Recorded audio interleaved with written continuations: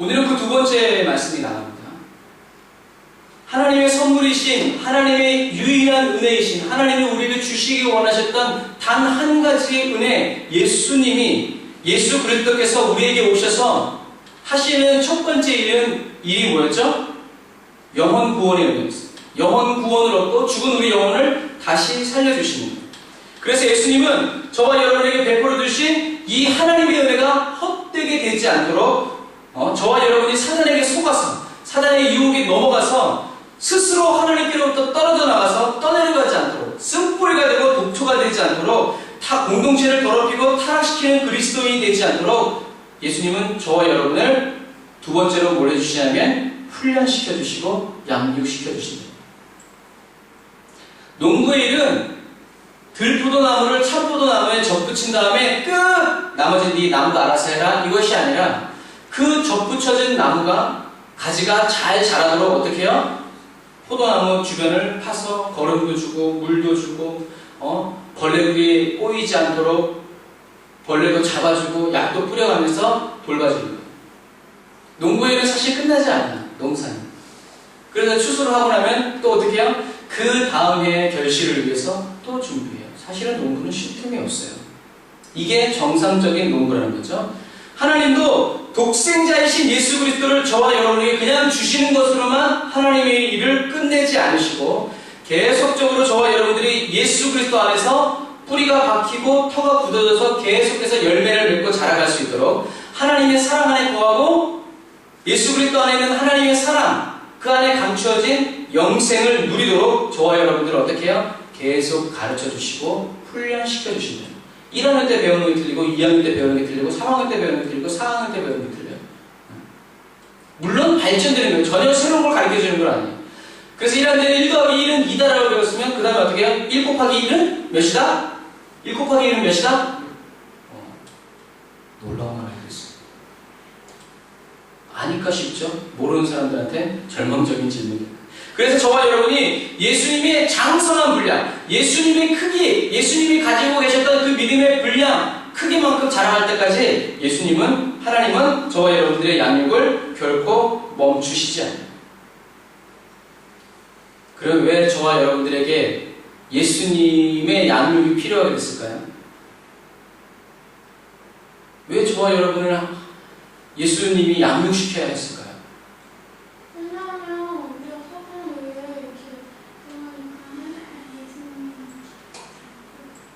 분명히 말을 하세요. 맞아요. 하나님의 은혜인 예수 그리스도를 헛되게 하는 존재가 있기 때문에 그래요. 사단이 저와 여러분을 우는 사자와 같이 노리고 있기 때문에 죄가 저와 여러분들의 마음, 저와 여러분들의 삶의 문 앞에 엎드려 있어요. 엎드려서 졸고 있는 것이 아니라 기회만 엿보고 언제 한번 열리기만 해봐라. 조그만한 틈이라도 열리면 내가 뛰쳐들어간다. 호시탐탐 저와 여러분을 넘어뜨릴 기회를 엿보고 있어요.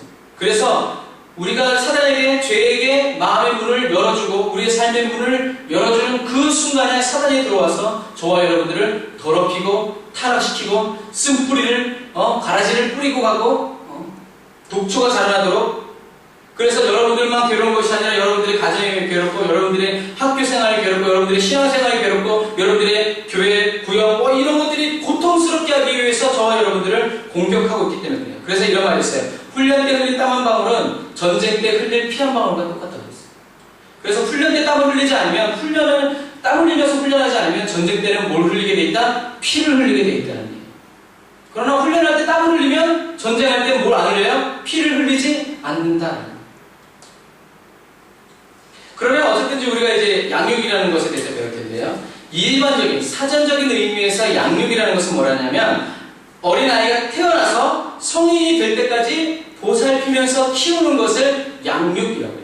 그 아이의 먹을 거, 입을 거, 아프면 병원 데려가고, 옷 입히고, 학교 보내고, 학원 보내고, 체육관 보내고, 먹을 거 사 먹이고, 아이스크림 사주고, 핸드폰 사주고, 컴퓨터 사주고, 대학 보내주고, 장가 보내주고, 이게 뭐예요? 양육이에요.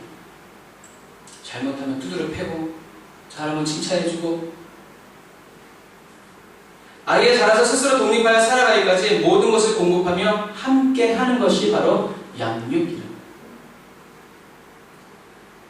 하나님의 양육 과정은 그럼 뭐냐? 디도서 2장 11절, 12절을 같이 읽어봅시다. 11절을 먼저 읽어요. 디도서 2장 11절. 시작! 모든 사람에게 구원을 주시는 하나님의 은혜가 나타나. 12, 13까지 읽어봅시다. 시작!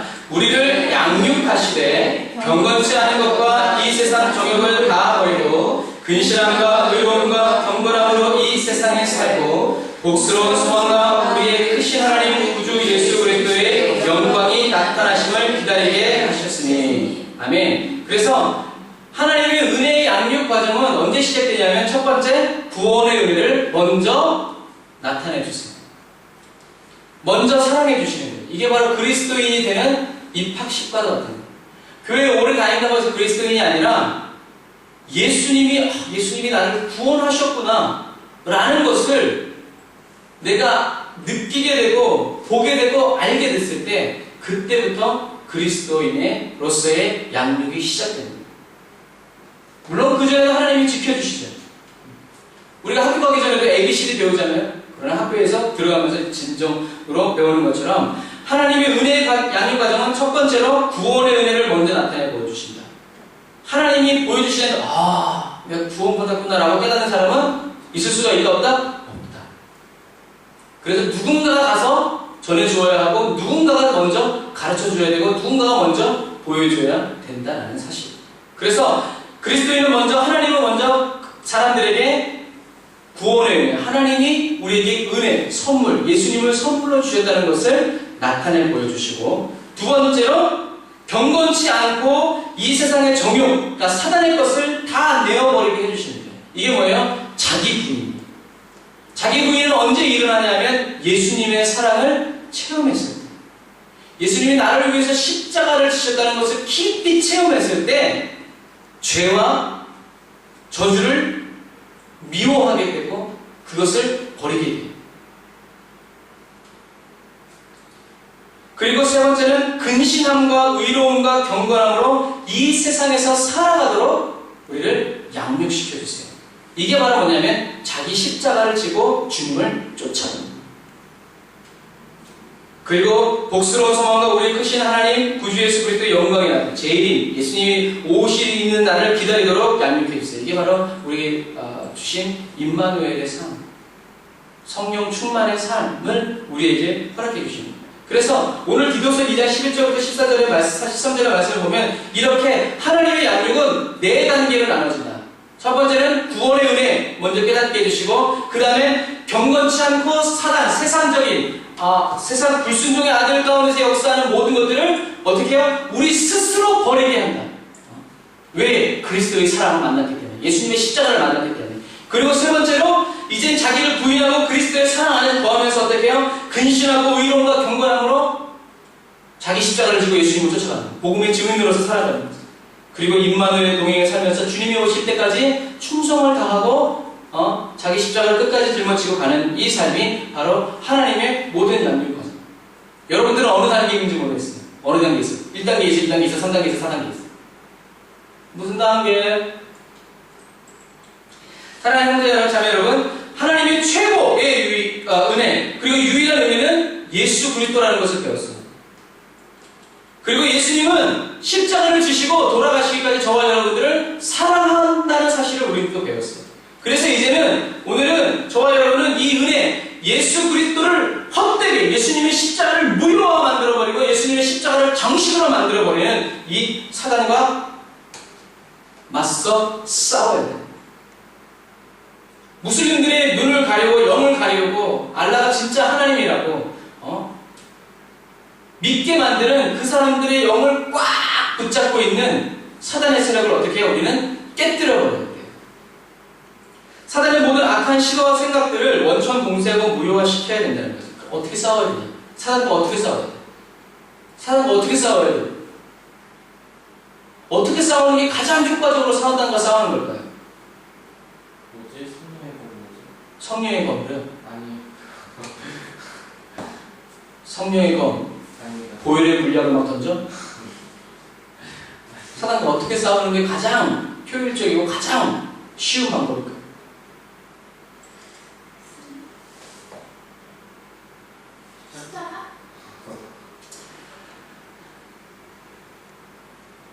하나님께 사랑받는 것이 가장 효율적입니다.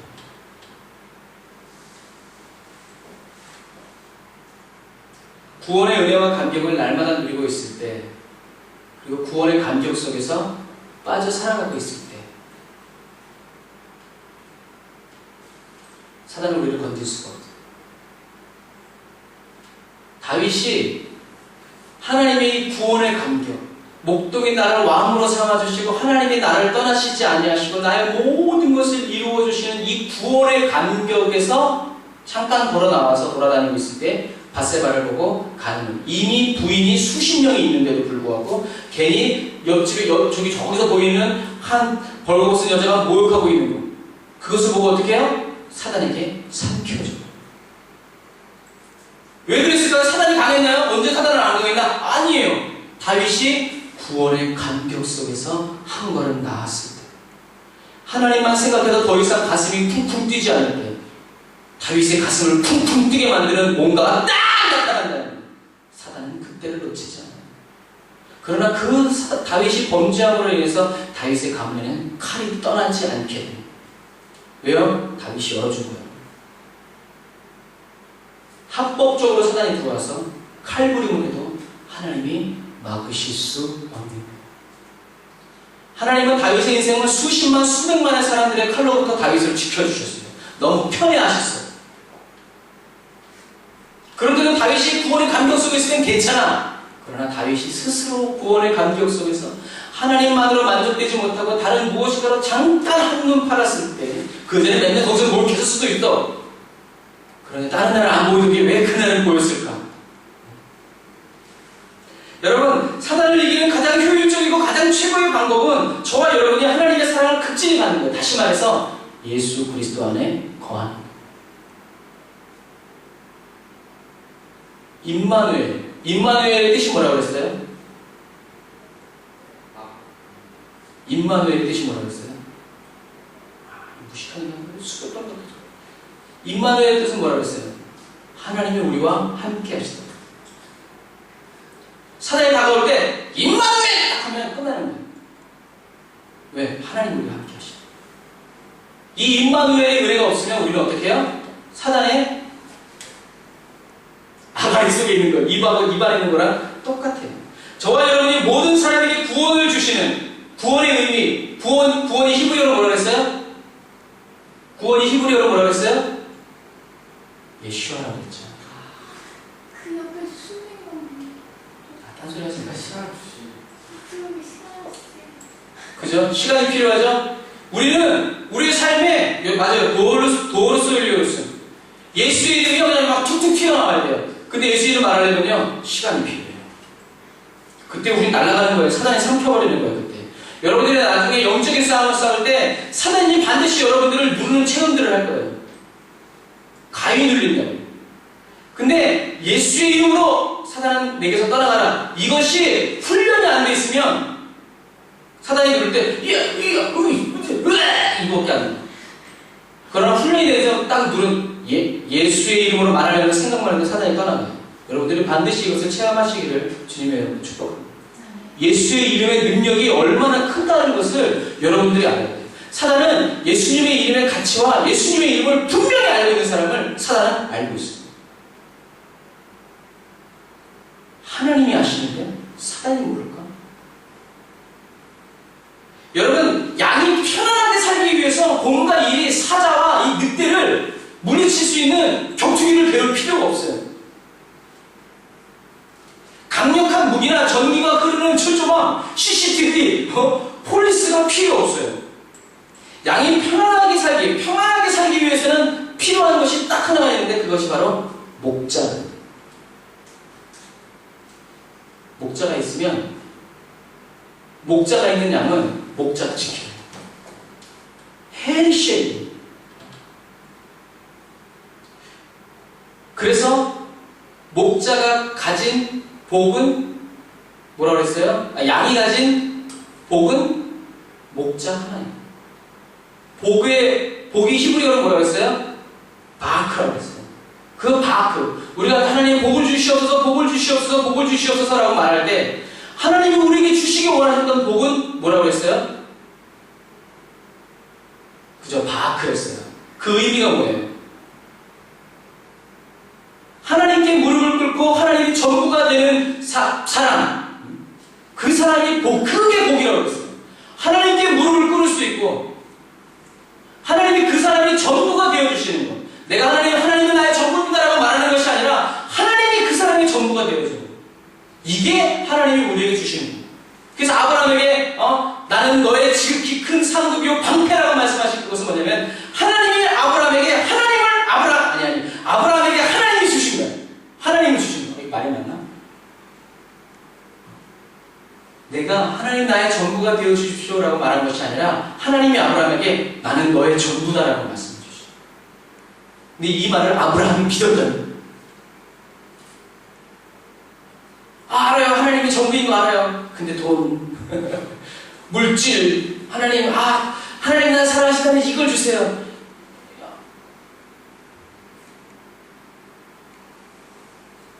사랑하면 사랑하는 그 사람만으로 충분해요. 저는 제 아내를 사랑하기 때문에 제 아내가 돈이 있든 없든 상관없어요. 양이 바로 양에게 목자가 전부여가 돼야 되고 목자에게도 전부인 것이 있는데 그것이 뭐냐면 내 생명이 아니라 양이에요. 그것이 바로 목자와 양과 목자. 목자와 양과 목자는 이 관계에 대해서 철저하게 알고 있는 거죠. 그래서 서로만 교통함이 있는 거죠. 예수님이 저와 여러분의 선한 목자가 되어주시는 이 은혜를 누리기 위해서 저와 여러분들이 해야 될 것은 뭐예요? 12절 시작.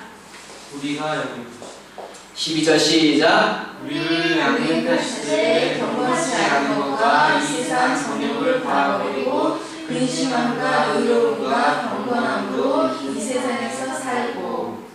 아멘.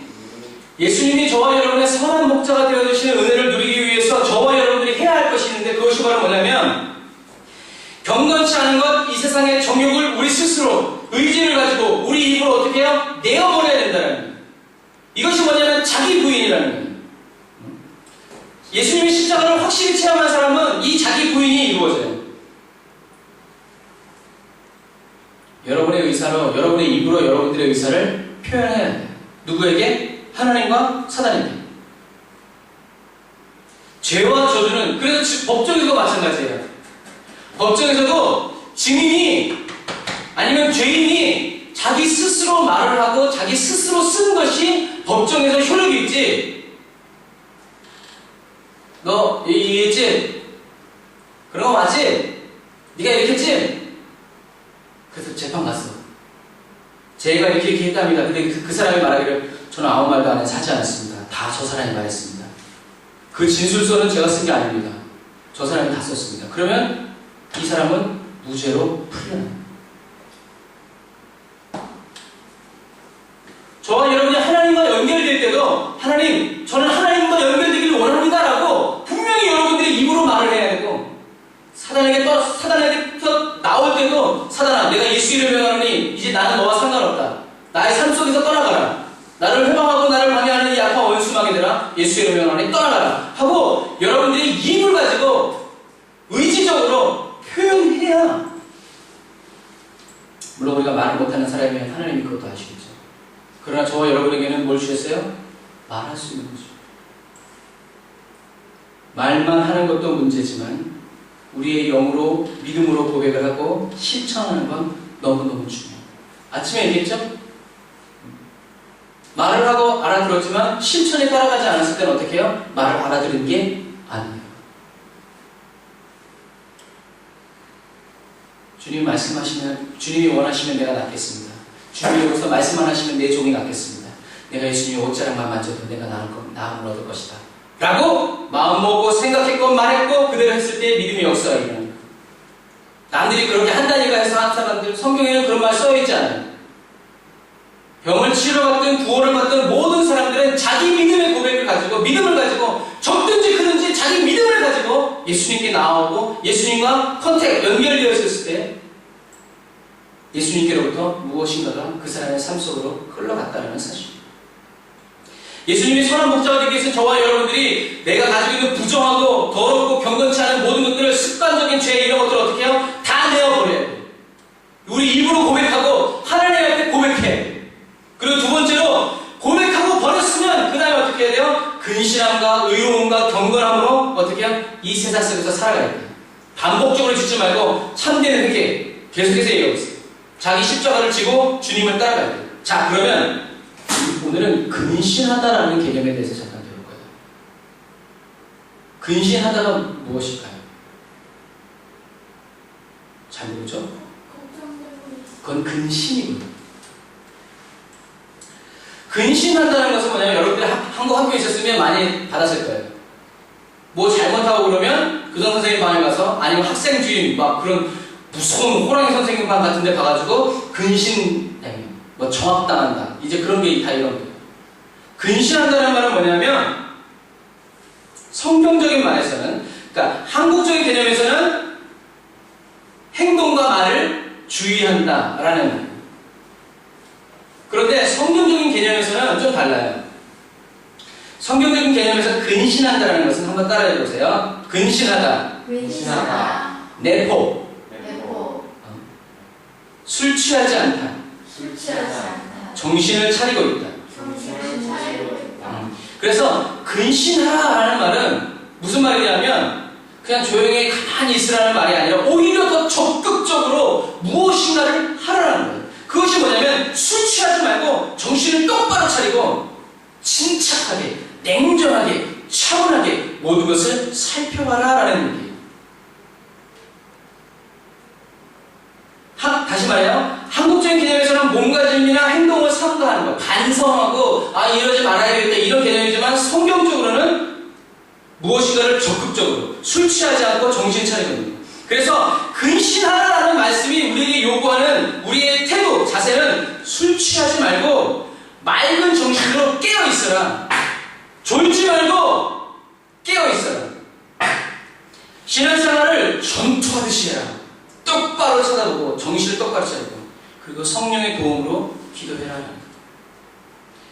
여러분, 마귀의 시험과 유혹, 죄가 가져다주는 이 달콤한 이 충동을 이기기 위해서는요, 술 취해서 몽롱한 정신으로는 이길 수 없어요.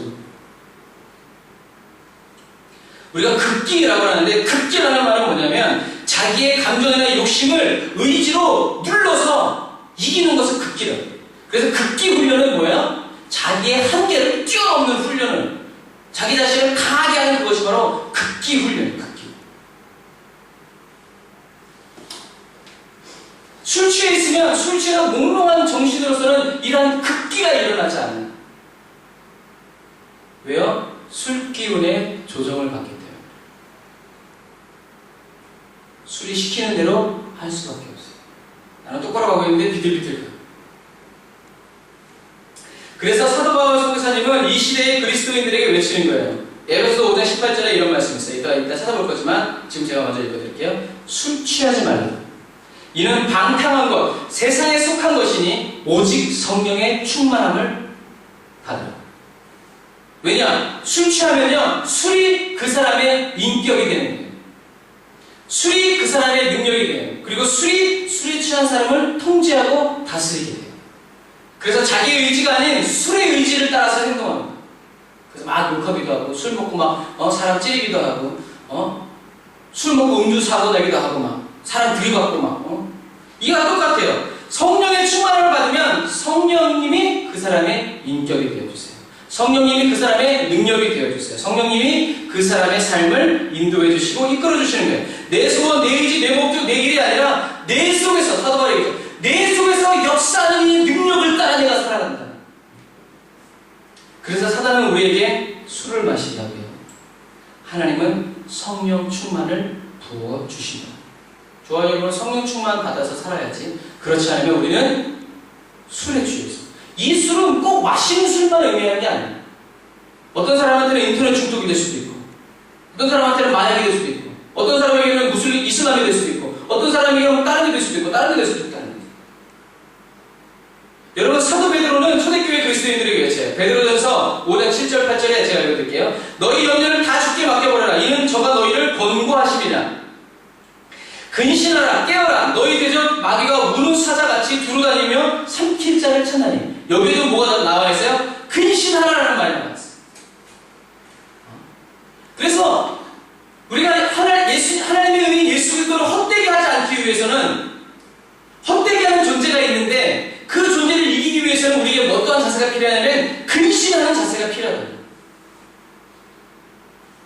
여러분, 사도 베드로는 왜 초대교회 성도들에게 근신하라, 깨어라, 예수님이 너희들을 도와주고 계시니까 근신하라, 깨어라. 왜냐하면 너희 대적 마귀가 우는 사자와 같이 너희들에게 달려들기 때문입니다. 사도 베드로는 초대교회 그리스도인들에게 왜 이렇게 근신하라, 왜 이렇게 깨어라 라고 말하는 걸까요? 왜냐하면 베드로는 우는 사자와 같이 달려드는 마귀에게 여러 번 삼키어본 경험이 있기 때문에 그래요.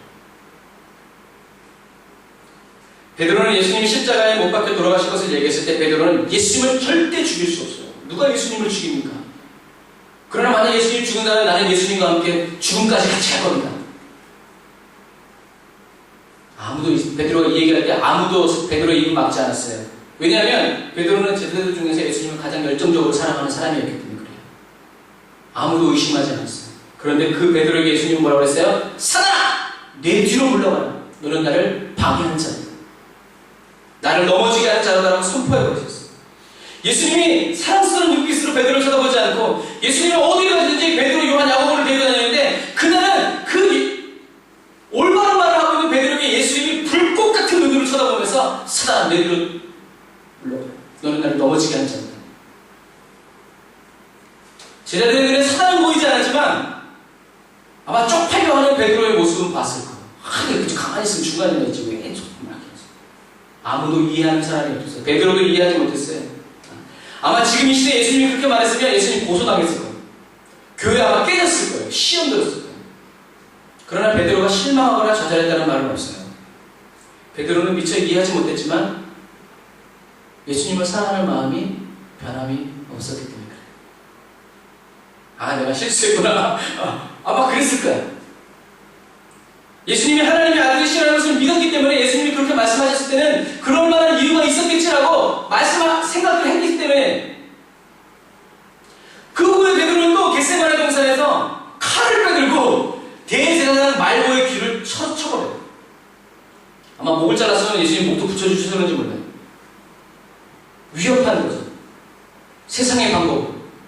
세상 사람들이 칼을 들고 왔을 때 베드로도 칼을 잡았어요. 그때도 예수님은 말씀하세요. 칼로 일어선 사람은 칼로 망한다. 아, 왜 이래? 좀 참아. 이러지 않고. 수제자 베드로의 체면이 말이에요. 망신은 가당해. 그 뒤에 베드로는 다른 사람 다 예수님 버리고 도망갔는데 자기만 어떻게 일이 되는지 구경하려고 멀찌감치, 성경에는 가까이도 아니고 멀찌감치 뒤따라가다가 누구에게 붙잡히냐면 베드로가 귀를 자른 종의 가족을 만나요. 그 종의 가족이 베드로를 붙잡고 너는 예수의 제자가 아니냐 그랬어요. 베드로는 예수님을 3번이나 부인하고 저주까지. 사랑하는 형제자매 여러분, 베드로는 정말 예수님을 사랑하는 그리스도인이었어요. 정말 사랑했어요. 예수님을 위해서 대신 죽을 수도 있는 그리스도인이었어요. 그러나 사단의 유혹에도 너무 자주 넘어졌다. 그리스도인이었어요. 너무 연약했어요. 예수님을 사랑했지만 연약했어요. 예수님은 베드로를 너무 사랑했어요. 그러나 사단도 베드로를 너무나 원해서 밀가루듯이 베드로를 달라고, 제자들을 달라고 사단이 예수님께 이진을 허락했어요. 이진을 원했다는 거예요. 그 누가 보면 시모나 보라, 사단이 밀가루를 타려고 너희를 청구하였으나 그러나 내가 너를 위하여 내 믿음이 떨어지지 않기를 기도하였나니 너는 돌이키는 후에 내 형제를 붙게 하라. 베드로는 어느 날은 예수님 안에, 어느 날은 사단 안에 삼켜진 그리스도인. 어떤 날은 성령 충만하고 어떤 날은 사단 충만하고. 복잡하고 정함이 없는 그리스도인 베드로의 심정은 복잡했어요. 베드로는 믿음보다 열정과 감정이 앞섰던 그리스도인. 그래서 성령 충만 받은 거예요. 베드로는 다른 어떤 제자보다 베드로는 사단을 대적하고 이기기 위해서 유혹에 넘어가지 않고 하나님을 향한 믿음, 예수에 대해 사랑, 의를 지키기 위해서 전쟁하듯이 근신하고 깨어 있어야 할 이유를 가슴 깊이 체험한 사람이 바로 베드로였어요. 그래서 오늘 베드로는 오늘날 저와 여러분 그리고 모든 그리스도인들에게 근신, 깨어라 하고 목소리를 높여 선포하거든요. 예수님이 하신 말씀, 너는 돌이킨 후에 형제들을 굳게 하라라는 이 예수님의 말씀이 어떻게 해요? 충성하다. 아마 베드로는 제 생각에는 날마다 울었을 거예요. 그리스도를 대신한 이 아픔이 베드로를 겸손하게 만들었어요. 형제들을 굳게 하라는 주님의 이 한마디 말씀 때문에 베드로는 자살할 수도 없었고 형제들을 떠날 수도 없었어요. 형제들을 굳게 하라는 주님의 이 한마디 말씀이 베드로가 죽을 때까지 베드로의 삶을 붙잡아줬어요. 내가 대신할 것도 아신 주님이 이제는 내가 형제들을 굳게 해야 됩니다. 사랑하는 형제자매 여러분, 오늘 베드로의 이 말씀 중에 재밌고 의미심장한 단어가 바로 이 깨어라라는 단어예요. 깨어라. 영어 성경은 이 깨어라를 자지 않고 지키는 단어로 표현했어요. 이 비길란트라는 단어는 우리가 한국말로 번역할 때 어떤 말을 쓰냐면 철야하다라는 말을 써요. 깨어라 이 말은 자지 않고 지킨다. 철야하다. 그래서 베드로가 외치는 이 깨어있는 상태, 자지 않고 지키는 상태, 이 상태는 어떤 상태냐면 예수님이 겟세마네 동산에서 마지막 기도를 할 때 제자들에게 주문한 상태. 너희가 한순간도 깨어있을 수 없습니다. 베드로는 시험에 들지 않기 위해서 깨어 기도해야 되는데 육신이 약해서 잠시도 깨어있지 못하고 잠자지 않고 지키지 못하고 잠이 들고 말았어요. 모든 제자들은 이 잠과 동시에 사단에게 삼켜져 버렸어요. 그들은 예수를 위해 죽지 못하고 예수를 버리고 떠나게 됩니다. 예수님은 성령 충만 받아서 십자가를 향해서 나갔지만 사단에게 삼켜진 제자들은 예수님을 버리고 뿔뿔이 흩어졌다. 기도하지 않은 사람은 기도하는 사람이 가는 길을 절대로 갈 수 없다는 말을 우리 기억해요. 이건 성경은 아니지만 진리에 가까워요. 기도하지 않은 사람은 기도하는 사람이 가는 길을 절대로 갈 수 없어요. 저와 여러분이 기도하지 않으면 우리는 주님의 뒤를 따라갈 수가 없어요. 십자가 메고 있는 거예요, 그냥. 근신하는 마음으로 성령의 기름 부음 안에서 깨어 기도하시기를 주님의 이름으로 축복합니다. 전투하듯이 한순간도 눈을 뗄 수 없는 깨어서 성령의 임재 안에서 믿음으로 순종하여 살펴나가요. 예수님은 지금 성령으로 저와 여러분 안에 거하시면서 그 기름 부음 안에서 저와 여러분들 어떻게 해요? 훈련시키시고 양육시키시고 필요한 모든 것을 공급해서 저와 여러분들을 어떻게 해요? 가르쳐주십니다. 그리스도의 그냥 십자가에 따온 그리스도의 군사가 아니요. 군사는 훈련을 받아야 군사예요. 무기를 쓸 줄 알아야 돼요. 사용법을 배워야 되고 그것을 가지고 갈 수 있는 체력도 있어야 되고 영역도 있어야 되고 무슨 말인지 알아들어야 된다는 거예요.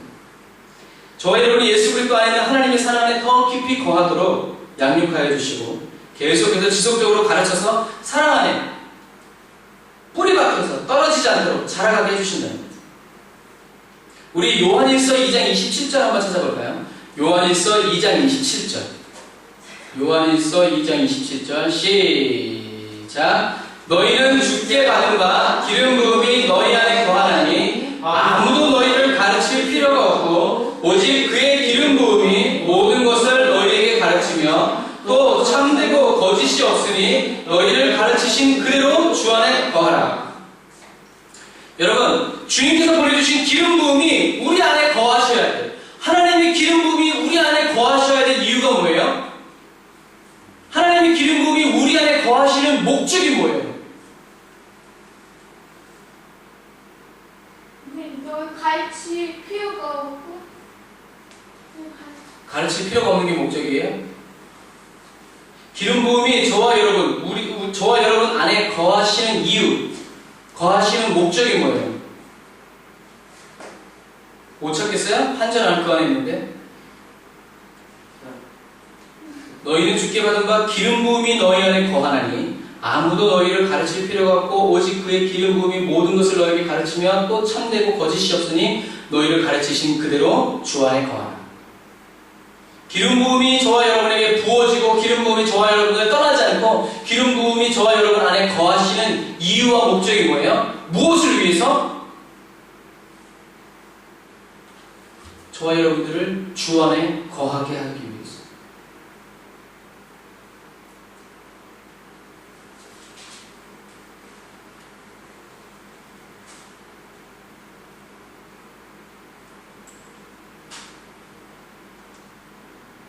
안나 필름이 안나 실드만 다시요. 너희는 주께 받은 바 기름 부음이 너희 안에 거하나니 눈으로 보세요. 너희는 주께 받은 바 기름 부음이 너희 안에 거하나니 아무도 너희를 가르칠 필요가 없고 오직 그의 기름 부음이 모든 것을 너희에게 가르치며 또 참되고 거짓이 없으니 너희를 가르치신 그대로 어디 안에 거하라? 주 안에 거하라. 기름 부음이 저와 여러분 안에 거하셔서 그 기름 부음이 모든 것을 가르치는데 그 가르침은 참되고 진실하다는 거예요. 그러니까 기름 부음이 가르쳐 주시는 그대로 너희들은 뭘 해라? 주 안에 거하라는 거예요. 다시 말해서 기름 부음이 저와 여러분에게 부어지고 저와 여러분과 함께 있고 저와 여러분 안에 거하는 이유, 성령님이 저와 여러분 안에 거하시는 이유는 무엇 때문이다? 예수 그리스도 안에 거하게 하기 위해서. 예수님 안에 어떻게 하면 거할 수 있는가를 기름 부음이 어떻게 해요? 가르쳐 준다는 거예요. 성령님이 가르쳐 준다는 거예요. 어디에서 뭐 누구한테 학교 다니면서 배울 필요가 없고 그러한 상황과 그러한 여건 속에 있을 때 성령님이 저와 여러분이 성령의 기름 부음 안에 있고 기름 부음이 저와 여러분 안에 있으면 성령님이 가르쳐 주신다는 거예요. 그게 뭐예요? 양육해 주십니다. 저와 여러분이 주 안에 거하도록 우리를 저와 여러분들을 참되게 진리로 가르쳐 주십니다. 그러니까 저와 여러분들이 기름 부음을 구할 때도 무엇 때문에 구해야 돼요? 예수 그리스도 안에 거하기 위해서 기도해요. 내 체면 살리려고, 좀 멋있게 살려고, 저 사람 불쌍하니까 이게 아니라 최우선적으로 우리가 성령의 기름 부음을 구할 때 우리의 마음에 무엇이 정해져 있어야 되냐면 예수 그리스도 안에 거하기를 원합니다.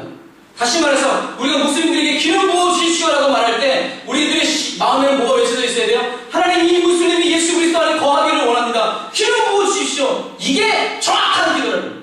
내가 그리스도인이고 내 말 잘 들어야 되는 거 이 사람에게 가르쳐 주세요 라고 말하는 게 아니에요. 주님 이 사람이 예수 그리스도 안에 거하기를 원합니다. 예수 그리스도와 연결되기를 원합니다. 기름 부어 주십시오. 다시 말해서 엘리야가 갈멜산에서 기도했다는 것은 엘리야의 능력을 나타내 보이려는 것이 아니라 어떻게 해요? 이스라엘 백성이 하나님 안에 거할 수 있도록 기름 부어달라고 기도했을 때 하나님이 그 불을 던집니다. 그냥 능력 자체에 있는 것이 아니라 엘리야의 심령에는 무엇이 외치겠냐면 너희가 언제까지 하나님과 바알 사이에서 왔다 갔다 하겠냐? 한쪽에 속해라. 들어가라. 그 안에 거해라. 이 일을 위해서 주님 이 말이 하나님의 마음이고 이 말이 하나님의 말씀인 것을 저들이 알게 하십시오 했을 때 하나님이 옳다구나 하고 기름 부어주십니다. 근데 우리는 하나님의 마음과 같지 않고 너무 흑심이 많아. 주의 종인 것 주의 능력을 빙자해서 내 목적과 내 수단을 이루려고 하니까 사단이 도와주는 거예요. 그만큼 사단을 기쁘게 하는 게 없어요. 저와 여러분이 그래서 오늘 이후로 성령의 기름 부음을 구할 때는 우리가 건반을 치고 드럼을 치면서 기름 부어달라는 건 뭐예요? 이걸 잘 치게 해달라는 게 아니에요. 물론 그런 것도 있어요. 기름 부음이 임하면 잘 쳐. 그러나 못 쳐도 기름 부음이 있는 반주에서는 뭐예요? 내가 예수 그리스도 안에 거하네.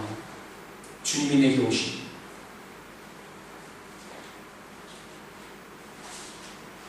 소리가 좋아서 임재가 올 것 같으면 우리는 명함도 못 냅니다. 오케스트라가 와서 해야 돼. 저와 여러분이 예수 그리스도 안에 거하기 위해서 참된 진리로 배우기를 원할 때 하나님이 성령님을 보내주셔서 저와 여러분들을 덮어주시고 저와 여러분들의 심령 안에 거하셔서 때마다 시마다 필요할 때마다 저와 여러분들에게 가르쳐 주시고 진리의 말씀, 지금 이 말씀이 가는 것도 저와 여러분들에게 뭐예요? 가르쳐 주시고,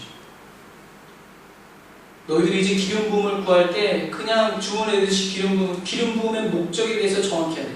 하나님이 기름 부어 주시고 가르쳐 주시는 이유는 우리가 몰라서가 아니라 그것보다 더 근본적으로 뭐가 필요하냐면 주 안에 거하게 하는 거예요. 예수 그리스도 안에 거하기. 여러분, 목적과 우리의 목적과 하나님의 목적이 다르면요, 임재는 흘러오지도 않고 흘러가지도 않아요. 이 땅에서 선교하겠다는 선교사인 저와 여러분들이 하나님의 목적과 다른 목적을 가지고 있으면 우리는 어떤 사람이에요? 하나님을 대적하는 사람입니다. 하나님을 이용하고 활용하는데 아까 말한 예수님을 멸시하고 경시하고 무시하고 업신여기죠. 아, 시끄러워요. 능력이나 주세요. 하나님, 예수 그리스도 안에 있는 하나님의 사랑 안에 우리 저와 여러분들이 거해야 됩니다. 그래서 여러분, 그게 뭐예요? 하나님의 은혜 예수 그리스도를 헛되게 합니다.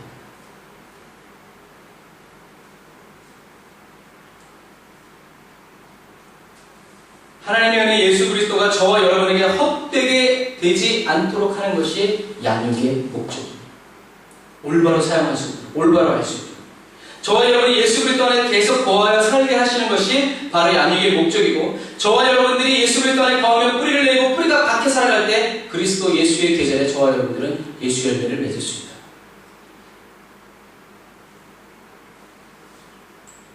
에베소서 5장을 한번 찾아보세요. 에베소서 5장 17절부터 21절. 에베소서 5장 17절부터 21절. 사도 바울 선교사님을 통해서도 하나님이 말씀해 주시는 거예요. 하나님이 저와 여러분에게 주신 최고의 사랑, 최고의 은혜, 그리스도를 받은 우리가 해야 할 일이 무엇인가를 다시 에베소서에서 우리는 볼 수 있어요. 에베소서 5장 17절. 에베소서 5장 17절부터 21절 한 절씩 들어갑니다. 그러므로 어리석은 자가 되지 말고 오직 주의 뜻이 무엇인가 이해하라. 술 취하지 말라. 있는 많다 하시니 오직 성령의 충만을 얻으라. 네. 하면서 읽어갈게요. 예수 그리스도를 선물로 받은 저와 여러분들이 해야 될 일은 뭐냐면 어리석은 자가 되지 말고 오직 주님의 뜻이 무엇인지 어떻게 해요? 이해해야 돼요. 이해하려면 어디를 가야 돼요? 주님 안으로 들어가야 돼요. 공부하려면 학교 가야지 오락실에 앉아가지고 마테마틱을 할 수가 없어요. 그래서 어리석은 자가 되지 말고 주의 뜻이 무엇인지 이해하라. 이해하기 위해서는 어떻게 해요? 우리는 주님 안으로, 기름 부음 안으로 들어가야 된다는 거죠. 그래서 하나님의 은혜 예수 그리스도를 헛되게 되지 않게 하려면 어떻게 해야 돼요? 성령의 충만함을 받아야 돼요. 성령 충만하지 않으면서 예수님의 십자가를 헛되게 하지 않는다. 안 돼요. 그렇게 할 수가 없어요. 그러면 의로움과 경외함으로 세상을 살아가는 삶은 어떤 삶이냐? 19절부터 21절 시작. 시와 찬미와 신령한 노래들로 서로 화답하며 너희의 마음으로 주께 노래하며 찬송하며 범사의 우리 주 예수 그리스도의 이름으로 항상 아버지 하나님께 감사하며 그리스도를 경외함으로 피차 복종하라. 다른 성경에는 피차 사랑의 빛, 그리스도의 사랑 외에는 아무것도 지지 말라라고 말씀하셨습니다. 그리스도의 사랑을 나누어주고 꼭 거저받았으니 거저주는 삶을 살아야 됩니다. 여러분, 그리스도의 사랑이 저와 여러분들의 삶에 그리스도의 사랑이 마르지 않고 끊어지지 않는 그리스도의 옥합이 되어 사시기를 주님의 이름으로 축복합니다. 성령의 기름 부음이 떠나지 않는 성령 충만한 삶을 간구하여 사시기를 바랍니다. 오직 성령이 홀로 이끌어 가시는 삶을 살아가시기를 주님의 이름으로 축복합니다. 사랑하는 자매 여러분, 하나님의 은혜가 헛되지 않고 마귀를 대적하여 이기려면 어떻게 해야 돼요? 첫 번째, 하나님의 사랑을 받아야 돼요. 그리고 모든 염려를 주님께 맡기고 근신해야 돼요. 근신은 뭐라고 했어요? 술 취하지 말고 오히려 반대로 성령 충만해서 성령이 보여주시는 시선과 안목과 그 눈 열림을 통해서 어떻게 해요? 깨어서 봐야 돼요. 그리고 성령님의 이끌어주시는 그 이끌으심을 따라서 어떻게 해요? 기도하는 삶이 바로 근신하는 삶입니다. 성령을 이루어 기도해야 돼요. 성령님의 임재 안에서 진리로 배워야 돼요. 이럴 때는 어떻게 해야 되고 저럴 때는 어떻게 해야 되는지. 그리고 전쟁을 하듯이 깨어서 자지 않고 지키면서 사단을 대적해요. 사단을 미워하고 저주해요. 그래서 하나님의 사랑의 양육을 성령의 기름 부음 안에서 받고 또 받고 또 받고 또 받아서 사랑이 커져가면서 모든 경건치 않은 것과 이 세상 정욕을 어떻게 해야 다 내어버리게 돼요. 예수님을 사랑하는 만큼 내가 예전에 사랑했던 것을 버리게 되어 있어요. 예수님을 요만큼 사랑하면 요만큼 버려요. 누구처럼? 베나니, 시몬, 문둥이, 바리새인 시몬처럼 예수님을 요만큼 사랑하니까 반만 줘. 그러나 예수님을 이만큼 사랑하니까 어떻게 해요? 옥합을 깨트려요. 자연스러운 거예요. 예수님을 위해서 여러분들이 내어버릴 수 있는 거. 그런 것들이 다 여러분들의 목숨까지 내려놓을 수 있는 그렇게 진실한 그리스도인이 저와 여러분이 되기를 주님을 축복합니다. 모든 경건치 않은 것과 이 세상 정욕을 다 내어버리고 자기 십자가를 지고 성령으로 깨어서 근신하는 그리스도인, 의로움과 경건함으로 이 세상에서 살아가는 그리스도인, 예배하는 삶이죠. 그러니까 성령 충만한 그리스도인으로 하나님만을 섬기는 예배자로 세상을 넉넉히 이기며 감당하며 살아가고 예수 그리스도의 영광의 재림을 성령의 임재 안에서 임마누엘의 하나님과 예수님과 함께 기다리는 그리스도인이 다 되시기를 주님의 이름으로 축복합니다. 기도하겠습니다.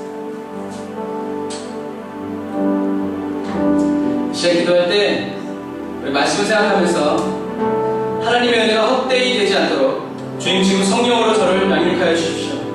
모든 경건치 않은 것과 이 세상 정욕은 성령의 불로 소멸하여 주십시오. 태워주세요. 그리고 오직 예수 그리스도를 사랑하는 그 사랑으로 근신하는 은혜와 지혜를 주셔서 깨어 성령으로 쫓아 믿음으로 기도하게 달라고 우리 주의 이름으로 부르짖어 기도합시다. 주여!